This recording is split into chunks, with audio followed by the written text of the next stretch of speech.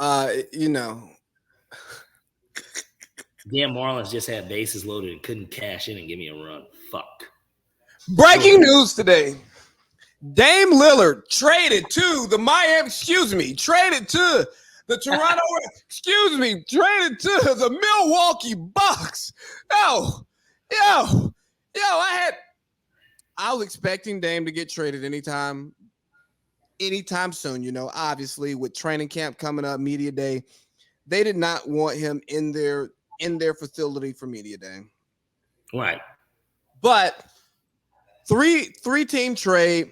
Damian Lillard goes to Milwaukee with Drew Holiday, DeAndre Ayton, and Tumani Kamara. 2029. Damn it, can I read? Unprotected Milwaukee first and unprotected Milwaukee swap rights in the 2028 and 2030 to the Blazers. Phoenix gets Yusuf Nurkic, Grayson Allen, Nasir Little, and Keon Johnson. Call me safe, but I think this is the Michael Scott win. I'm with you. That was my first reaction when I actually saw what happened in the deal. I said this was about as good of a haul as the Blazers were going to get. I don't think that I couldn't think of a better one. What type of better return they got? Because okay, let's say that Lillard got traded to Philly or something. Harden obviously would have been having to go back because Maxey wasn't getting traded. So, and then Harden, of course, would have been out. And then it would have been, well, what else did you get with Harden? And it wouldn't have been anything else. The point was just to get a disgruntled player out, and now he's your problem. So, from a haul standpoint, the Blazers, I gave them a B+ grade because now we have to see what they're going to turn Drew into. On the Phoenix end, I loved all the pieces that they got. Let's stay here. Let's stay here with Phoenix real quick though. Not Phoenix. I mean, I think we have to give Dame ultimate props for muddying the water so much that the Blazers couldn't get value for him, but they knew they had to get him out of there before training camp kicked off. Yeah. Because value could have been the Spurs, Orlando, Zimbabwe. Did you see the report too? It came out like yesterday or 2 days ago that if the Blazers had gotten the number one pick, the Dame would have been content with staying in Portland if Wembanyama was who he played with.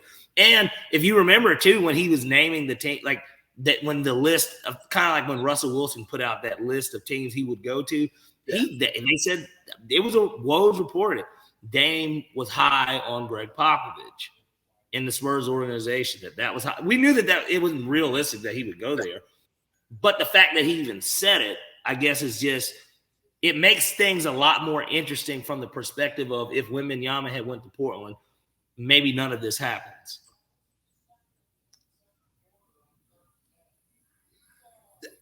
Yeah. Just saying. I mean, once you get Scoot, it's time for Dame to scoot up out of there because those two can't exist, different timelines. But continue on with your analysis. Yes, I cut you off. Loved it for Portland. I gave them a B+. I thought that, and really, I'd argue that I really would bump it up to an A at this point. The only issue I took was that when it came to draft picks, even in 2029, the thought is that, well, Dame will probably be retiring. Giannis will still more than likely be there now that we're looking, as long as it works out with Dame, which I think we're going to get to that later on what we think if it'll work out. But the assumption is Giannis is still going to be there, and they're going to still be a really good team. So I don't know how that 2029 pick will shake out in terms of a pick swap because Portland's hoping that they'll be good by 2029 and that Milwaukee's not. And then you can pick swap 28 and 30. So B+, but I think obviously a potential on the trade itself. Depending on what they get for Drew Holiday, that will determine if I bump it up to an A or an A+. Phoenix next. Loved the trade. I gave them an A because for Phoenix, they got rid of a disgruntled player who showed his. Do you remember they showed him laughing at halftime, like when they were getting their ass kicked by the Nuggets? Do you remember that? Google it if you don't. DeAndre Ayton was like laughing, like, oh yes. And obviously we all knew that he didn't want them to match the offer that the Pacers gave.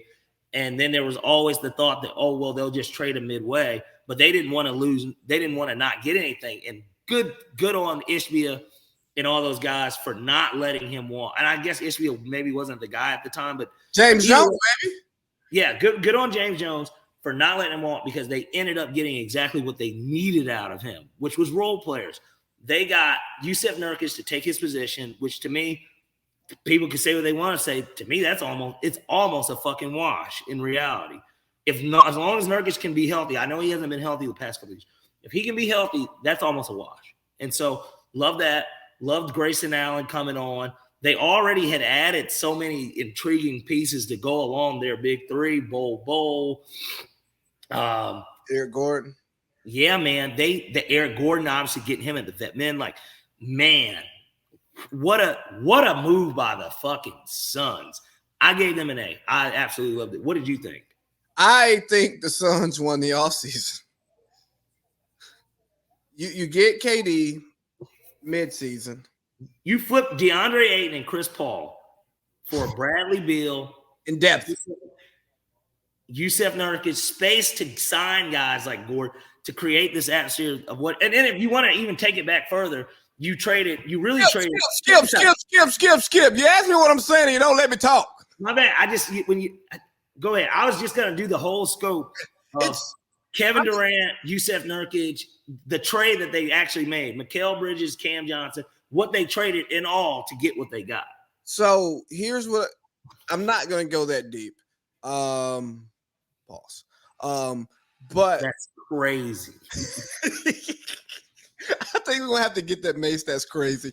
But no, for real. The serious thing about this, what I like about it is they got Brad Beal out of nowhere.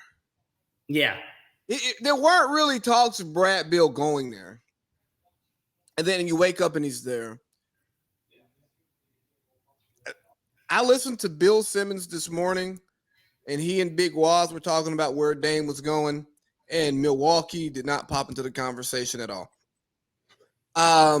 So anyways, the Suns won because they grabbed what they needed without anyone knowing that they were trying to do it right. So you get Bradley Beal, boom, amazing, got him.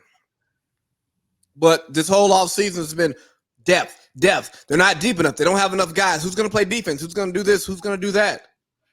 Oh, well, we just traded our max contract for a player who's not a max player, and we replaced those salaries with lower salaries to provide us with what we actually needed, because they had to offload that Ayton contract. You just can't carry money in that production.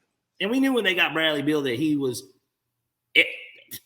whether he was unhappy or not, he was still going to get traded. But add on the fact that he really didn't want to be there to begin with, and it looks even sweeter because it's like, fuck you. It's kind of what they said.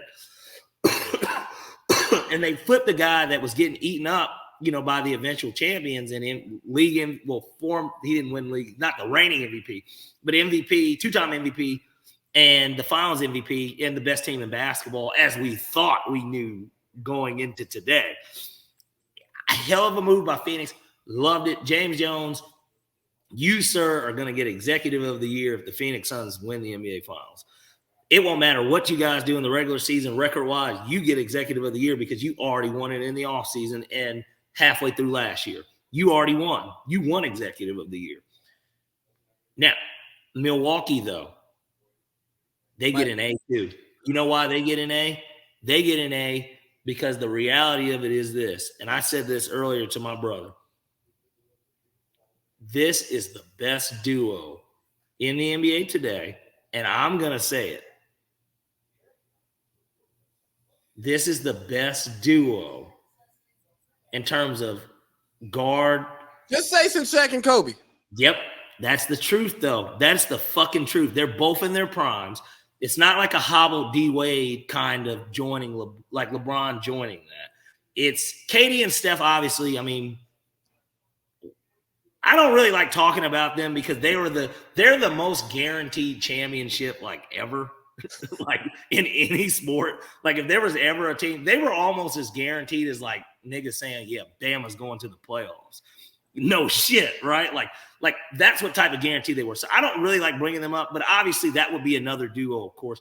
But they're also not, because KD's such a skilled player. Giannis is a big, Dame's a guard. That's the best big, small duo since Shaq and Kobe. And here's the thing. Dame fills a void that they did not have. Late game score. Who can get in the half court, dribble the clock down, and give me a bucket when I need it? Not have to worry about getting to the basket and getting fouled and missing free throws. Not be unable to pull up from anywhere on the court because they set the wall. Dog, I can't wait to watch that pick and roll. I might actually play with him on 2K tonight just to see. And just with Dame's range, I don't think y'all understand. We've never seen anything like this before. We have never seen this before. They can run the pick and roll from 35 feet out. And you have to make a decision. And if Giannis has a real screen, you have to switch because Dame can shoot that shot. And now we're putting Pat Bev on James Harden. I mean, on Giannis. It's a wrap. And we still got Brook Lopez playing the 5. We still got, with Bobby Porter's got a choke a bitch coming off the bench. Bobby Porter's side? Right. Like, I don't think. You know, I guess what? I'm hopping on the Giannis bandwagon this year. I'm 100% in on it. I think that, I mean, how could they not be the favorite to win? And remember, Dame's got some hunger too to win a title. Yeah. Like he hasn't won. The closest he got, he went to the West Finals that one year. Obviously, they got swept by the Warriors. That no surprise, right? And then adding this caveat too, which a lot of people don't realize it.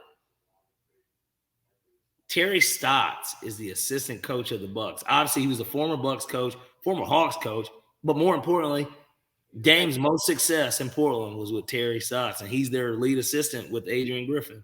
Next move will be them trying to make a trade for Junior to get him there to add another shooter. But hey, I like that for Griffin though, having Terry Stotts as his lead assistant.